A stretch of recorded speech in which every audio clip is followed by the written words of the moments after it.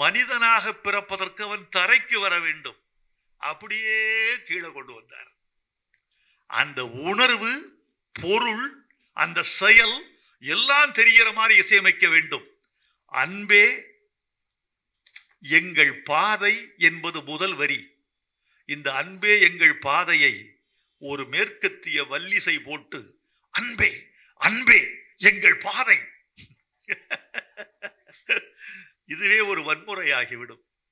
ஆனால் அன்பே எங்கள் பாதை, அறிவே எங்கள் பயணம், அச்சமில்லா நெஞ்சம் கொண்டால் அழகாய் எங்கள் உலகம் என்று எளிமையாக எழுதியிருக்கிறார் மதன் கார்கி.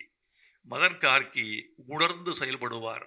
எந்த இடத்தில் விஞ்ஞான சொற்கள் இட வேண்டும், எந்த இடத்தில் இலக்கிய சொல் பெய்ய வேண்டும், எந்த இடத்தில் எளிமையை கையாள வேண்டும், எந்த இடத்தில் பொருள் புரியாத வார்த்தைகளை போட வேண்டும், எந்த இடத்தில் பொருள் புரிகிற வார்த்தைகளை போட வேண்டும் என்று எழுதியிருக்கிறார். நண்பர்களே, இந்த வார்த்தையில் எதுவுமே புரியாதது இல்லை. எல்லோருக்கும் எல்லாம் புரிய வேண்டும். ஏன் தெரியுமா? குழந்தைகளுக்கான பாட்டு. குழந்தைகளுக்கு புரிகிற மொழியில் சொல்ல வேண்டும். குழந்தைகளுக்கு புரிகிற வார்த்தைகளை மீண்டும் அவர்கள் நாவில் உச்சரிக்கக்கூடிய வார்த்தைகளை இட வேண்டும். அதனால் இந்த பாடலை குழந்தைகள் மொழியில் எழுதியிருக்கிறார் என்று நான் கருதி மதன் கார்கியை பாராட்டுகிறேன்.